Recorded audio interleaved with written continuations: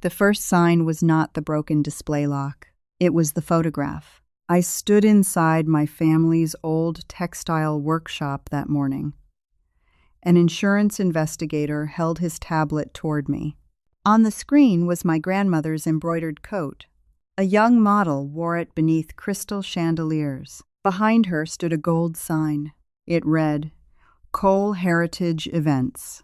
I had never heard that name before. The coat was not a costume. It was 112 years old. My grandmother had stitched part of it by hand.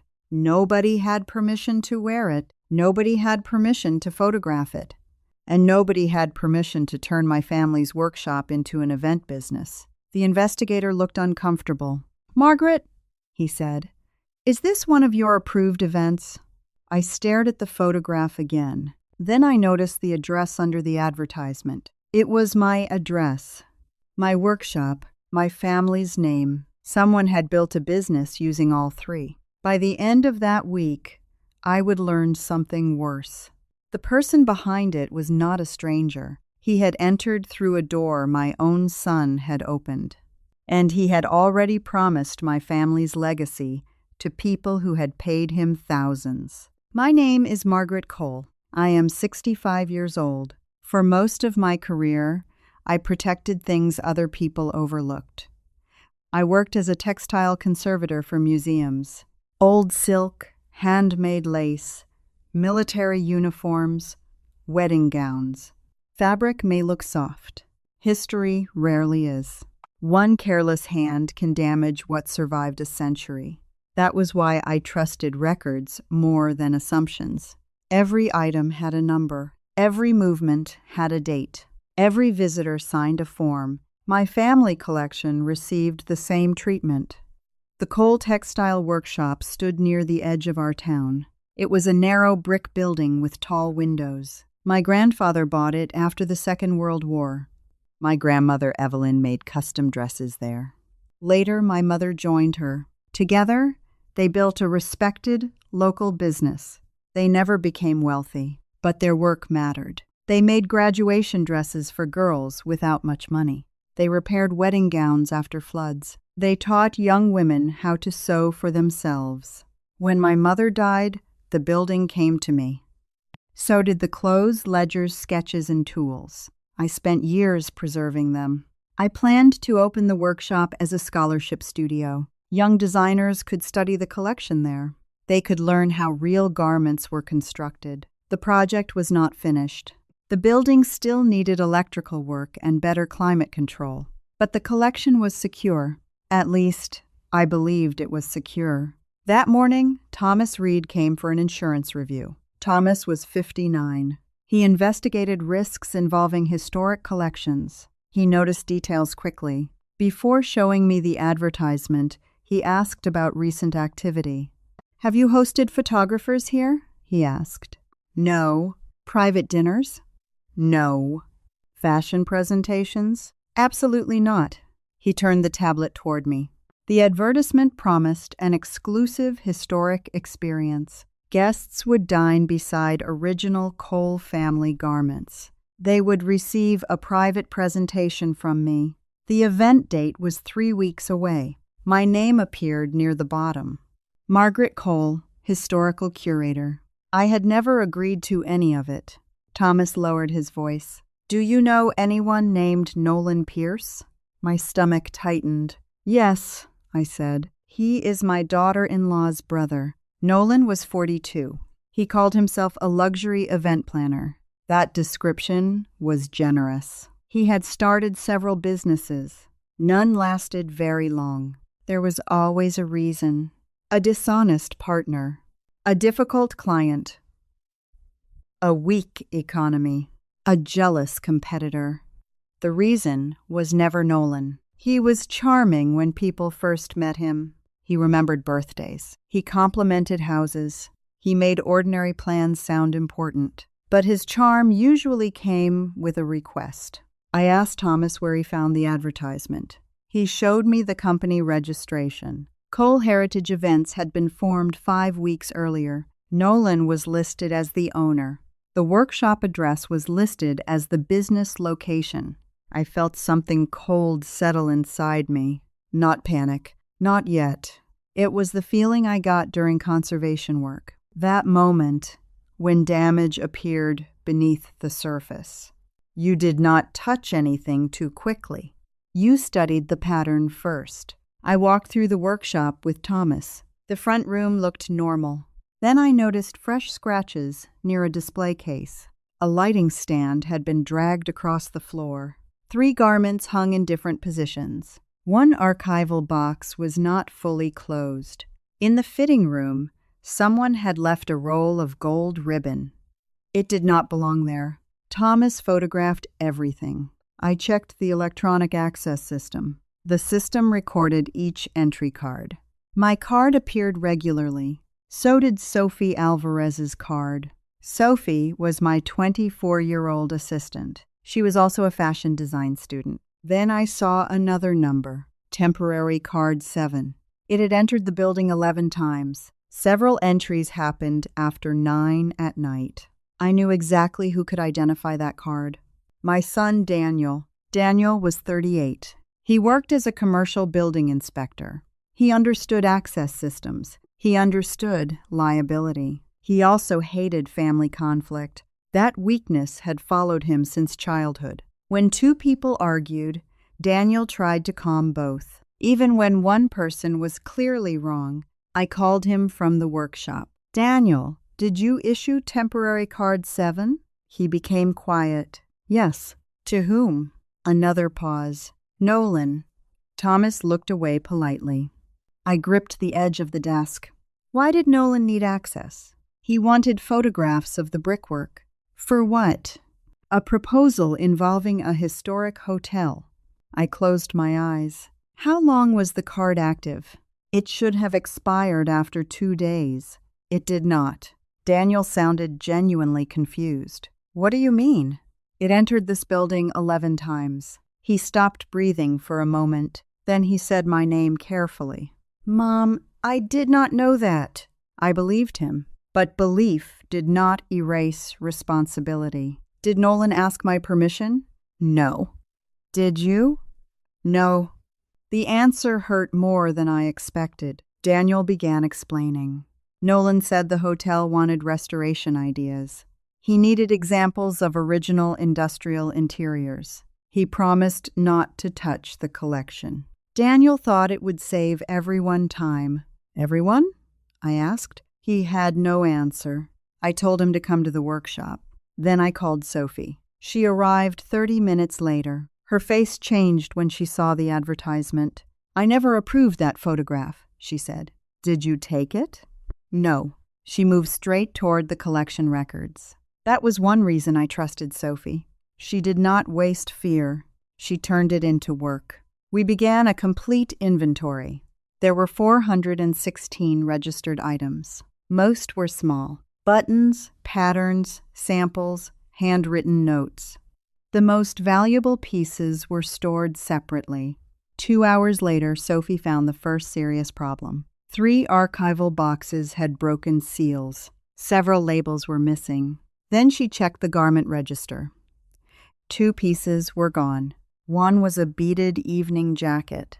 The other was my grandmother's Victorian cape. My mother called it the blue cape. It was actually dark green. Age and poor lighting made it appear blue. The cape was fragile. Its silk lining had weakened. It could only be displayed with proper support. It should never have been worn. Sophie searched Nolan's company pages. Then she froze. "Margaret." She turned her laptop toward me. A video played from a wedding showcase. A model walked beneath bright lights. She was wearing the missing cape. Guests touched the beadwork as she passed. I felt physically sick. Then someone appeared behind the model. It was Rachel, my daughter-in-law.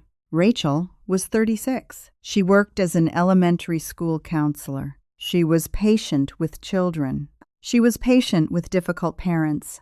And she had been far too patient with Nolan. Daniel arrived before I called her. He walked into the workshop, looking pale. I showed him the video. He watched it twice. "I didn't know," he said. "You keep saying that." "I know." He sat down. For once, he did not defend anyone. I asked where Nolan lived. Daniel said he was renting a condo outside town. I asked whether Nolan had returned the card. He told me he lost it. And you did not deactivate it? Daniel looked at the floor. I forgot. That was the first moment I became angry. Not loud, but sharp. You forgot access to a historic collection? I made a mistake. Yes, I said. You did. Rachel arrived soon afterward. She had been crying during the drive. I did not accuse her immediately. I showed her the video. I was there, she said. I can see that. Nolan told me those were reproductions. Did they look like reproductions? I never inspected them closely. She pressed both hands against her forehead. He said you supported the company. I stared at her. He said what? He said you wanted to stay private. According to Nolan, I had agreed to become a silent partner. He claimed I would join publicly after the first profitable season. Rachel believed the garments were copied from family designs. She believed the building photographs were approved. Then she told us something worse. Her mother, Vivian, had discussed the workshop for months. Vivian was 67. She had worked in real estate. She spoke about property like everything had a price. She told Rachel the building would eventually pass to Daniel. That made it family property. Nolan was only creating future value. I asked Rachel one question. Did I ever say Daniel would inherit this building? No. Did Daniel? No. Then why was your family discussing it? Rachel began crying again. I don't know, but I knew. People often rename greed before admitting it. They call it planning, opportunity, family cooperation. Then Rachel's phone buzzed. She looked at the screen. Her expression changed. The message came from Nolan. Do not let Margaret panic before the contracts are finalized. Rachel handed me the phone. I read the sentence twice. What contracts? Daniel asked. Rachel shook her head. I don't know. That answer did not last long. The next morning, a woman called the workshop. Her name was Camille Brooks. She sounded excited. She was planning a rehearsal dinner. She wanted to confirm the loading schedule. I asked her to explain everything. Camille had paid Nolan a $12,000 deposit. Her event package included the workshop. It included antique garments. It included custom table linens. It also included a private presentation from me. I kept my voice calm. Camille, please send every document you received. She became nervous. Is something wrong? I need to review the agreement. Within minutes, the documents arrived. The contract used my family name. It used photographs from inside the workshop. It described me as the historical curator. At the end was an authorization letter. My signature appeared at the bottom. I had not signed it. Thomas arrived while I was still reading. He compared the signature with insurance records. It is not identical, he said. It is close enough to mislead someone. Camille was not the only client. 2 others had signed agreements. Their deposits totaled more than $30,000. Nolan had accepted money for property he did not control. He had also promised access to garments he did not own. Thomas found another document. The forged authorization had been sent to an insurance broker. Nolan requested temporary commercial event coverage. The application suggested I had approved everything. Thomas looked directly at me. This is no longer only a family dispute. I already knew that. I called Elena Park.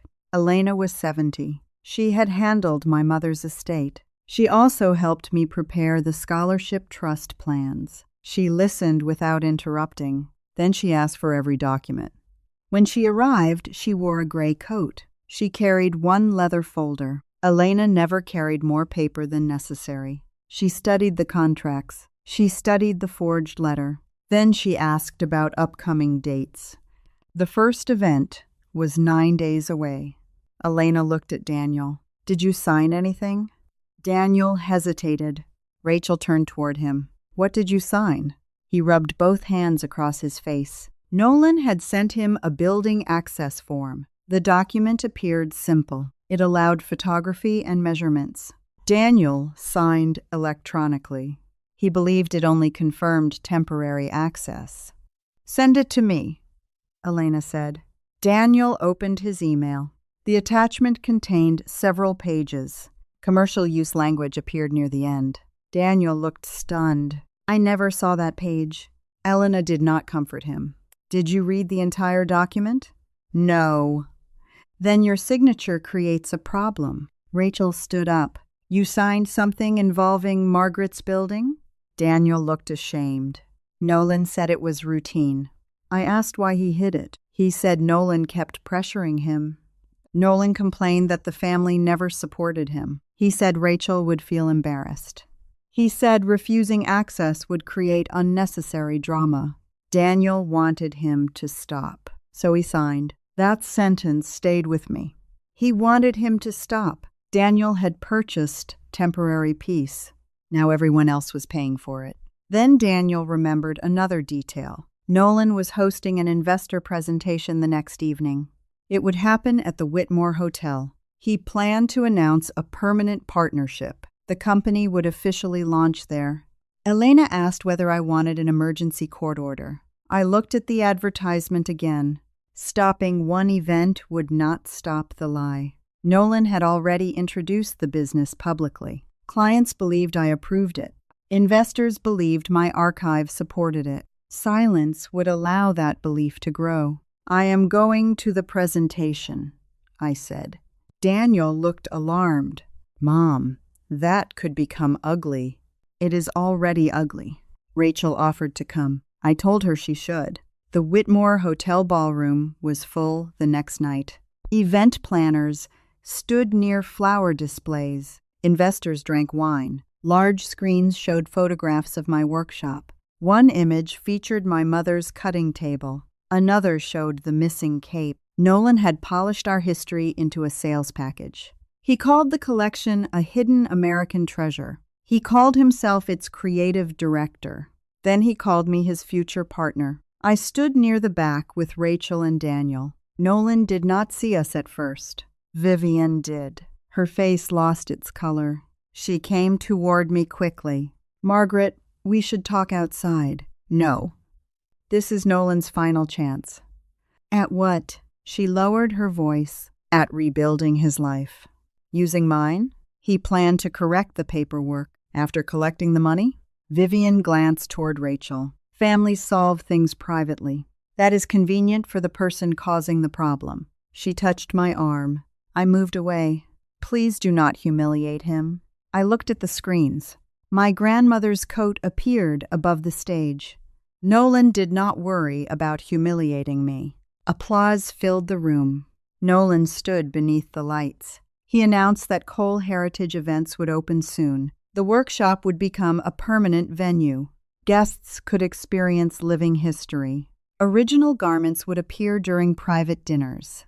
Then he smiled toward the audience. "Our historical curator is here tonight." He had finally seen me. For 1 second, fear crossed his face. Then his smile returned. He believed family pressure would silence me. "Margaret," he said, "come join us." Every face turned toward me. I walked to the stage. My knees felt weak. My voice did not. Nolan handed me a microphone. I looked at the audience. "My name is Margaret Cole." The room became quiet. "I own the Cole Textile workshop." Nolan shifted beside me. "I also control the historic collection shown tonight." His smile tightened. "I have never approved this company." A murmur moved across the room. "I have never approved these events." Nolan reached toward the microphone. I stepped away. I did not sign the authorization letter. The room went completely still. "The signature being used is not mine." Thomas entered with 2 hotel managers. Elena followed him. They carried formal notices. I continued. Several garments were removed without permission. One was worn during a commercial showcase. The workshop is not available for private events. The collection is not available for commercial use. And I will not participate in any contract made by Nolan Pierce. Camille stood near the front. Her face went pale. Another client began checking her phone. The hotel manager approached the stage. Nolan finally took another microphone. "This is a misunderstanding." "No," I said. "It is documented." He accused me of overreacting. He said Daniel had authorized access. He said our families had discussed the project. Then he pointed toward my son. Daniel signed the partnership documents. Every person looked at Daniel. He appeared sick. Nolan smiled again. That was his answer to everything. Create enough confusion, then call it agreement. Elena stepped forward. All further discussion will happen through counsel. The hotel ended the presentation. Investors left quickly. Clients surrounded Nolan. They demanded refunds. Vivian began crying. Nolan blamed me. He said I had destroyed the family. I looked at him across the ballroom. "No," I said. I corrected the record. The next morning brought worse news. Elena reviewed Daniel's signed document. The language was broad. It referred to commercial access. It mentioned event development. Daniel might be named in client claims. His employer could also investigate him. A building inspector involved in unauthorized commercial use looked terrible, even if he had acted carelessly, not criminally. Rachel was furious. Not because Daniel helped Nolan once, because he hid it afterward. "You let us walk into that ballroom," she said. I was scared. "So you made everyone else blind." Daniel did not argue. The company account contained very little money. Nolan had spent most of the deposits. He used them to pay old business debts. One client needed her refund immediately. Her wedding was 6 weeks away. Camille had borrowed money from her parents. I could hear the fear in her voice. None of those clients caused this. Yet, they were trapped inside it. For the first time, I considered selling part of the collection. The beaded jacket could bring enough money. Several rare gowns had strong market value. I hated the thought, but Daniel might lose his savings. He might lose his career. The clients deserved repayment. That night, I sat alone inside the workshop. The old cutting table stood beneath the windows. My mother had worked there for 40 years. I remembered her saying that fabric kept every mistake. A pulled thread stayed pulled. A cut could not be uncut. You had to decide what could be repaired and what must be removed. I wondered whether protecting the archive had become selfish. Maybe objects should not matter more than people. Maybe selling them would save my son. Maybe sacrifice was what mothers did. Then Sophie arrived. She carried her laptop. "I found something," she said. She had compared Daniel's original email attachment with Nolan's contract file. The document numbers were different. The first version contained 2 pages. The later version contained 5. Daniel's electronic signature had been copied onto the expanded document. The commercial language was added afterward. Elena confirmed the metadata. Nolan altered the document after Daniel signed it. Thomas found more evidence. Security footage from a neighboring business showed Nolan's van. He removed garment boxes late at night. Daniel and Rachel were not present. Then Vivian asked to speak with me. We met at Elena's office. Vivian looked smaller than before. She admitted Nolan had told her about the deposits. She believed he would repay them after launching. Then she revealed his real plan. Nolan expected me to object. He also expected me to surrender. "He said the contracts would create pressure," Vivian whispered. "He said you would lease him the workshop." "Why?" "Because canceling everything would embarrass Daniel and Rachel." I felt the last of my guilt disappear. Nolan had not made a desperate mistake. He had built a trap. Every contract created pressure. Every deposit increased the cost of saying no.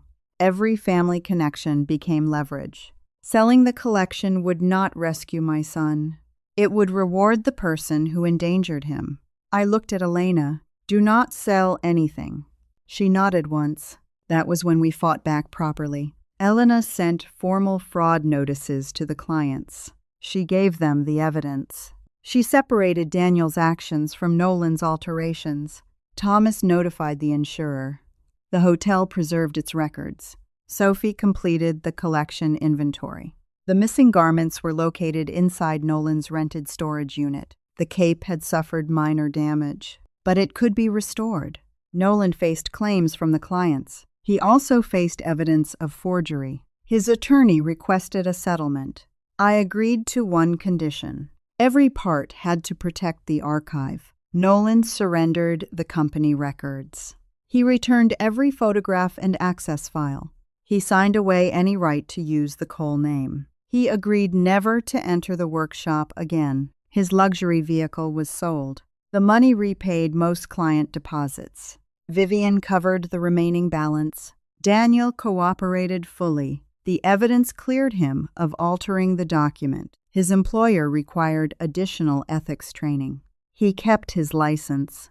He also learned something harder. Good intentions do not erase careless choices. Rachel stopped supporting Nolan financially. She told Vivian that rescuing him had become another form of permission. Vivian did not accept that easily. But she finally stopped arguing. Elena completed the Cole Textile Preservation Trust. The workshop went into the trust. So did the full collection. No relative could sell it alone. No spouse could borrow against it. No business could use the Cole name without approval. Garments could not leave without documented permission. Access cards became individual and temporary. Every entry created an alert. Daniel read every page before signing anything. Rachel did the same.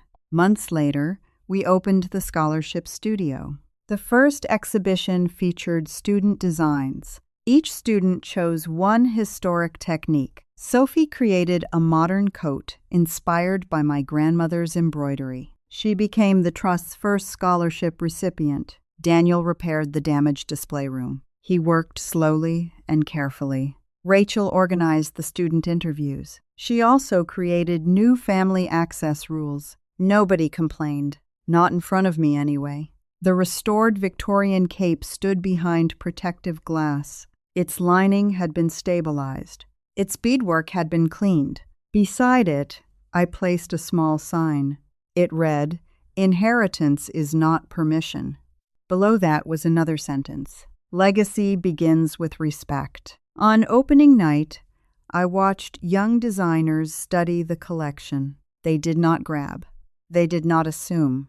They asked questions. They listened. They understood that access was a privilege. Daniel stood beside me. "I'm sorry," he said. He had apologized before, but this time sounded different. "I know," I said. "I wanted everyone to stay happy. I know that too. I made things worse." "Yes." He looked toward the students. "How do you forgive that?" I thought, carefully. "By making sure the lesson costs something." He nodded. Daniel's lesson cost him trust. It cost him sleep. It cost him comfort. Then he rebuilt what he could. Rachel joined us near the display. She held Daniel's hand. Their marriage had changed. Not broken. Changed. They stopped calling silence peace. They stopped letting Nolan define family loyalty. That mattered more than any apology. Nolan never apologized to me. I stopped expecting him to. Some people apologize only when apology restores access. That is not regret. It is negotiation. The workshop is open now. Students work beneath the same windows my mother loved. The old cutting table still carries scratches. The brick walls still hold traces of chalk. The archive remains protected. Not hidden. Protected. There is a difference. For years, I believed generosity meant leaving doors open. I was wrong. A door without boundaries does not always welcome love. Sometimes it welcomes entitlement. Daniel gave Nolan one access card. He thought it would prevent an argument. Instead, it nearly cost us 3 generations of work. That was the hardest truth. Peace built on surrender is not peace. It is delayed damage. My mother and grandmother created something valuable, not because it was expensive, because it carried their labor, their discipline, their choices. Nolan saw that history and imagined profit. Sophie saw it and imagined responsibility. That difference decided who belonged there. These days, I visit the workshop early. I unlock the front door before the students arrive. Morning light crosses the old wooden floor. Sometimes I stand near the restored cape. I think about that first photograph, the model, the chandeliers, the gold company sign. I remember how easily a lie looked official. Then I hear students entering behind me. They greet me. They sign the register. They treat the collection with care. And the anger passes. The legacy survived. Not because I sold it to save the family, because I refused to let manipulation define family. Thank you for listening to my story. I hope it reminds you to protect what matters. Kindness does not require surrendering your boundaries. Love does not give anyone automatic ownership, and family should never need a lie to enter your life. If this story stayed with you, please press like, share it with someone who may need it, and subscribe to the channel for more stories like this. Until next time, take care of yourself and never confuse access with permission.